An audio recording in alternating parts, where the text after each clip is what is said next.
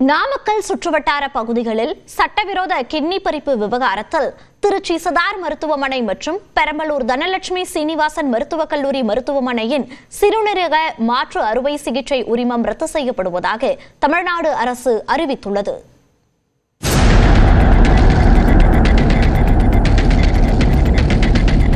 நாமக்கல் மாவட்டத்தில் வறுமையால் வாடும் விசைத்தறி தொழிலாளர்களை ஏமாற்றி கிட்னியை விற்பனை செய்த சம்பவம் பெரும் அதிர்ச்சியை ஏற்படுத்தியது.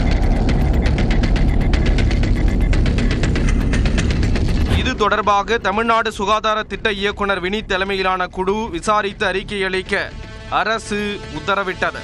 அதன் பேரில் வினித் தலைமையிலான குழு கடந்த ஜூலை 22ஆம் தேதி முதல் விசாரணை நடத்தி விரிவான அறிக்கையை சமர்ப்பித்தது.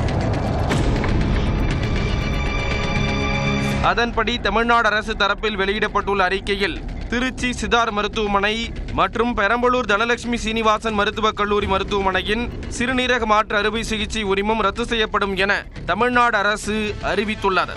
இது தொடர்பாக வெளியிடப்பட்டுள்ள செய்தியில் திருச்சிராப்பள்ளி சிதார் மருத்துவமனை மற்றும் பெரம்பலூர் தனலட்சுமி சீனிவாசன் மருத்துவக் கல்லூரி மருத்துவமனை மீது பெறப்பட்ட புகார்களின் அடிப்படையில் சிறுநீரக மாற்று அறுவை சிகிச்சை மேற்கொள்ள தற்காலிகமாக நிறுத்தி வைக்கப்பட்ட உரிமத்தினை ரத்து செய்ய நடவடிக்கை எடுக்கப்படும் என தெரிவிக்கப்பட்டுள்ளது.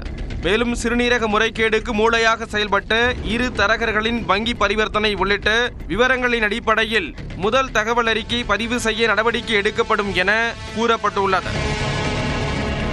மனித உறுப்பு மாற்று சட்டத்தின் கீழ் உரிமம் பெற்ற மருத்துவமனைகளின் ஆவணங்களை அவ்வப்போது ஆய்வு செய்து முறைகேடுகளில் ஈடுபடுவோர் கண்டறியப்பட்டால் கடுமையான நடவடிக்கை மேற்கொள்ளப்படும் என கூறப்பட்டுள்ளது.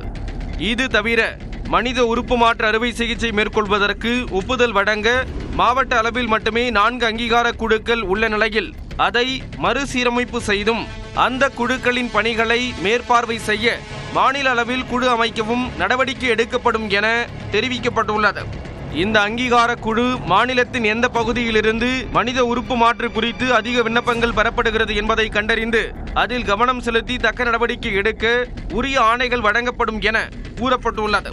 மேலும் மாவட்ட அளவிலான மனித உறுப்பு மாற்று அங்கீகார குழுக்களின் நடைமுறைகளை சீராக்கவும் உடல் உறுப்பு தானம் கொடுப்போர் மற்றும் பெறுவோருக்கு தகுந்த மருத்துவ மற்றும் சட்ட ஆலோசனைகள் வழங்குவது குறித்து நிலையான இயக்க நடைமுறைகளை உருவாக்க நடவடிக்கை எடுக்கப்படும் என்றும் தெரிவிக்கப்பட்டுள்ளது.